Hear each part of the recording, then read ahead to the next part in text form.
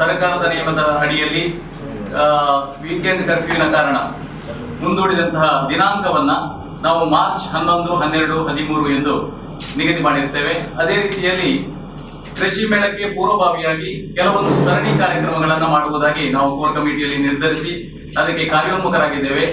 ಈಗಾಗಲೇ 18 ಫೆಬ್ರವರಿ 18ರಂದು ನಾವು ಚಪ್ಪರ ಮುಹೂರ್ತ ಕಾರ್ಯಕ್ರಮವನ್ನು ಮಾಡಲಿಕ್ಕಿದ್ದೇವೆ.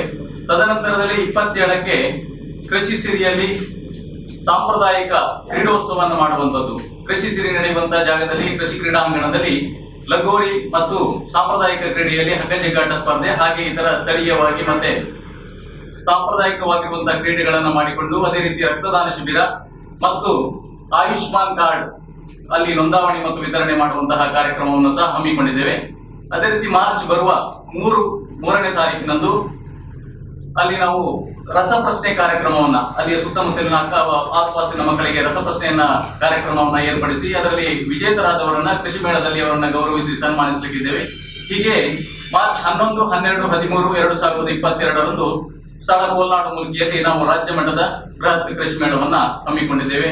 ನಮ್ಮ ಕೃಷಿ ಮೇಳ 2022 ಮಾರ್ಚ್ 11, 12, 13 ನಡೆಯಲಿದೆ. ಇದಕ್ಕೆ ನಾವು ಶೀಘ್ರದಲ್ಲಿ ನಾವು ಇದನ್ನು ಪತ್ರಿಕೆಯನ್ನು ಬಿಡುಗಡೆ ಮಾಡಲಿಕ್ಕೆ ಇದ್ದೇವೆ. ಇದರ ಆಮಂತ್ರಣದ ಪತ್ರಿಕೆಯನ್ನು ವ್ಯವಸ್ಥೆಯನ್ನು ಕಂಪ್ಲೀಟ್ ಎಲ್ಲ ತರದ ಮುಖಾಂತರ ಜನರಿಗೆ ಎಲ್ಲ ಕಂಪ್ಲೀಟ್ ಮಾಡಿದ್ದೇವೆ. ಇನ್ನು ಮುಂದೆ ಕೂಡ ಅದರಲ್ಲಿ 200 ಸ್ಟಾಲ್ಗಳಿದೆ ಹಾಗೂ ಸಾಂಪ್ರದಾಯಿಕವಾಗಿ ನಮ್ಮ ಗುತ್ತಿನ ಮನೆಯ ಒಂದು ಸಭಾಂಗಣವಾಗಿ ಇರಲಿಕ್ಕಿದೆ. ಅದರೊಟ್ಟಿಗೆ ನಮ್ಮ ಪಾರಂಪರಿಕ ಗ್ರಾಮ ಅದು ನಮ್ಮ ಯೂನಿವರ್ಸಿಟಿ ಮಂಗಳೂರು ಯೂನಿವರ್ಸಿಟಿ ಅವರ ಪ್ರಾಯೋಜನದಲ್ಲಿ ನಡೆಯಲಿದೆ. ಅದರ ಒಟ್ಟಿಗೆ ಮೆಡಿಸಿನಲ್ ಪ್ಲಾಂಟ್ ಅದರ ಒಂದು ತೋಟವನ್ನು ಮಾಡಲಿಕ್ಕಿದ್ದೇವೆ. ಆಮೇಲೆ ಹಾರ್ಟಿಕಲ್ಚರ್ ಡಿಪಾರ್ಟ್ಮೆಂಟ್ ಅವರಿಂದ ಕೈತೋಟವನ್ನು ಅದರೊಟ್ಟಿಗೆ ಫಲಪುಷ್ಪ ಪ್ರದರ್ಶನ ಮಾಡಲಿಕ್ಕಿದ್ದೇವೆ. ಮತ್ತೆ ವೆಜ್ ಕೌಂಟರ್ ಬೇರೆ ಇದೆ, ವೆಜ್ ಹೋಟೆಲ್ ಬೇರೆ ಮಾಡಿದ್ದೇವೆ, ಹಾಗೆ ನಾನ್ ವೆಜ್ ಕೌಂಟರ್ ಬೇರೆ ಮಾಡಿದ್ದೇವೆ. ಅದರೊಟ್ಟಿಗೆ ಮಕ್ಕಳಿಗೆ ಜಾಯಿಂಟ್ ವೀಲ್ ಇದರ ವ್ಯವಸ್ಥೆ ಕೂಡ ನಾವು ಮಾಡಿದ್ದೇವೆ. 1,000 ಗಾಡಿಯಷ್ಟು ಪಾರ್ಕಿಂಗ್ ವ್ಯವಸ್ಥೆಯನ್ನು ಮಾಡಿದ್ದೇವೆ. ಇದೆಲ್ಲ ವ್ಯವಸ್ಥೆಯನ್ನು ಅಚ್ಚುಕಟ್ಟಾಗಿ ನಾವು ಮಾಡಲಿಕ್ಕೆ ಪ್ರಯತ್ನ ಪಡ್ತಾ ಇದ್ದೇವೆ. ಅದರೊಟ್ಟಿಗೆ ನಮ್ಮ ನರ್ಸರಿ 8 ಕಡೆ ನರ್ಸರಿ ಕೂಡ ಬರಲಿಕ್ಕಿದೆ. ಇದಕ್ಕೆಲ್ಲ ನೀವು ಪ್ರಚಾರ ಕೊಟ್ಟು ನಮಗೆ ಹುರಿದುಂಬಿಸಬೇಕಂತ ಕೇಳ್ಕೊಳ್ತಾ ಇದ್ದೇವೆ. ಇದರೊಟ್ಟಿಗೆ ನಮ್ಮ ಕೃಷಿ ಇಲಾಖೆಯಿಂದ ಮತ್ತು ಹಾರ್ಟಿಕಲ್ಚರ್ ಡಿಪಾರ್ಟ್ಮೆಂಟ್ ತುಂಬಾ ನಮಗೆ ಸಹಕಾರ ಸಿಗ್ತಾ ಉಂಟು. ಅದರೊಟ್ಟಿಗೆ ನಮ್ಮ ಅರಣ್ಯ ಇಲಾಖೆಯವರು ಕೂಡ ಒಂದು ಪ್ರಾತ್ಯಕ್ಷಿಕೆ ಬರಲಿಕ್ಕಿದೆ. ಇದೆಲ್ಲ ನಮ್ಮ ಗೌರವಾಧ್ಯಕ್ಷರಾದ ನಮ್ಮ ನೆಚ್ಚಿನ ಶಾಸಕರಾದ ಉಮಾಂತ ಪಟೇಲ್ ಅವರ ಅಧ್ಯಕ್ಷತೆಯಲ್ಲಿ ನಡೆಯಲಿದೆ. ಎರಡು ಜಿಲ್ಲೆಯ ಎಲ್ಲ ರಾಜಕೀಯ ಪ್ರತಿನಿಧಿಗಳು, ಸರ್ಕಾರಿ ಅಧಿಕಾರಿಗಳು ಎಲ್ಲ ಸೇರಿ ಪಕ್ಷಾತೀತದಿಂದ ಎಲ್ಲ ಸೇರಿ ಮಾಡೋ ಒಂದು ಕೃಷಿಯನ್ನು ಉಳಿಸುವ ಒಂದು ಹೋರಾಟ. ಇದರ ಹಿನ್ನೆಲೆ ಸುಮಾರು 20 ವರ್ಷಗಳ ಕಾಲ ಅಡಿಲು ಬಿದ್ದ ಸುಮಾರು 50 ಎಕರೆ ಕೃಷಿ ಭೂಮಿಯನ್ನ ನಾವು ಸಮಾನ ಮನಸ್ಕರು ಒಂದು 15 ಜನ ಸೇರಿ ಕೋವಿಡ್ ಸಮಯದಲ್ಲಿ ಆರಂಭಿಸಿದ್ವಿ 2 ವರ್ಷದ ಹಿಂದೆ.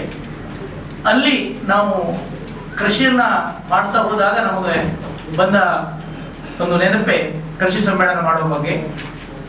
ಈ ಕರಾವಳಿ ಭಾಗದ ಎಲ್ಲಾ ಪತ್ರಿಕೋದ್ಯಮ ಮಿತ್ರರು, ಪತ್ರಕರ್ತರು, ಸಾಹಿತಿಗಳು, ಕವಿಗಳು, ರಾಜಕಾರಣಿಗಳು, ಸರ್ಕಾರಿ ಅಧಿಕಾರಿಗಳು, ಇದೆಲ್ಲರೂ ಶಾಲಾ ಕಾಲೇಜಿನವರು, ಮಂಗಳೂರು ಯೂನಿವರ್ಸಿಟಿಯವರು ಇವರೆಲ್ಲ ಕೈ ಜೋಡಿಸಿದ್ದಲ್ಲದೆ ಕೃಷಿಯಿಂದಲೇ ಹೋಗಿ ಮಂಗಳೂರು, ಬೆಂಗಳೂರು, ಮುಂಬೈ, ಗಲ್ಫ್ ಕಂಟ್ರಿಗಳಲ್ಲಿರುವ ನಮ್ಮ ಊರಿನ ಜನರೆಲ್ಲ ನಮ್ಮನ್ನು ಬೆಂತೊಟ್ಟಿ ಉರುಮಿಸಿ ನೋಡಿದಾಗ ಕೃಷಿಯ ಪ್ರಾಮುಖ್ಯತೆ ನಮಗೆ ತುಂಬಾ ಅರಿವಾಯಿತು. ಹಾಗಾಗಿ 1 ತಿಂಗಳ ಕಾಲ ಇದು ಮುಂದೋಗಿದ್ರಿಂದ